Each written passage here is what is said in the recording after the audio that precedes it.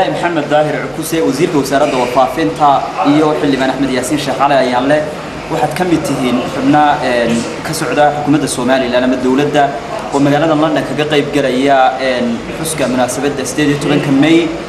maanta ay socdaado aan babaxaysaan waa seedreekin dareenkaygu aad buu fiican yahay waxaan u babaxaynaa ariga Ingiriiska sida aad sheegtay magaalada London waxaanu ka qayb galaynaa xuska munaasabadda 18 May maalinta qarankeena maalinta xornimada Soomaaliland maalinta dib u curashada Soomaaliland maalintaas oo aad ogtahay meel kasta oo ay reer Soomaaliland ku sugan yihiin in si weyn looga xusayo sanadkan waliba aad baynu u xusaynaa waxaan munaasabadaasi meel fara badan oo waqooyiga Mareykanka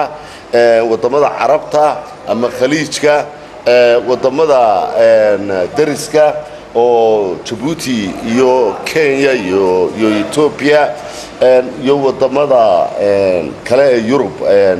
Yurubta galbeed aad buu uga socdaa diyaar garow la xal leh oo loogu diyaar garoobayo xuska maalintaasi waana ogtahay Soomaaliland gudahana maalinta xuska 18 May wuxuu uga socdaa si qeyr caadi ah aad bay shacbigu isu abaabulayaan waxay isu abaabulayaan si kala xad badan sidii hore waliba doorkan waxaad moodaa mararkii hore magaalo madaxyada iyo xuska intiisa faraha badan lagu qaban jiray sanadkan degmo ayaa loogu qaban doonaa xusku wuxuu noqon doonaa xus aad u weyn oo si weyn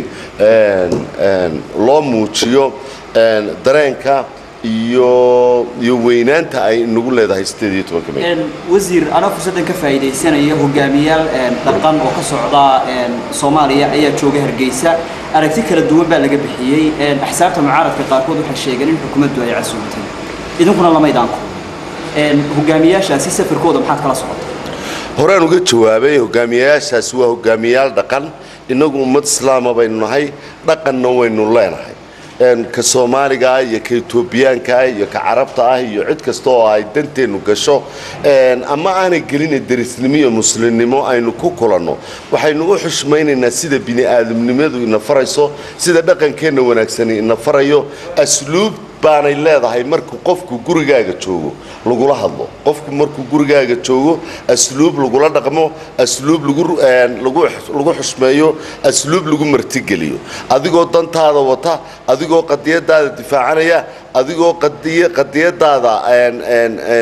fahamsiinaya waxaana inaga muhiimadeenu tahay shacab iyo dawlad iyo golayaal iyo madax dhaqameedba in ay nimankani waa odayaashii wadankii Soomaaliya ee aynu kala tagnay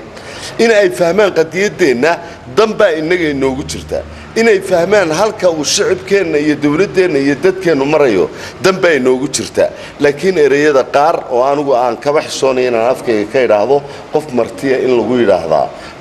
ma wanaagsana asluub fiican ma aha asluubtu waxa weeye marka odaynimo iyo dhaqan iyo diin iyo si kasta wax waliba waxay ku farayaan in aad qofka martida ula dhaqanto sidii qof adigu aad mas'uul ka tahay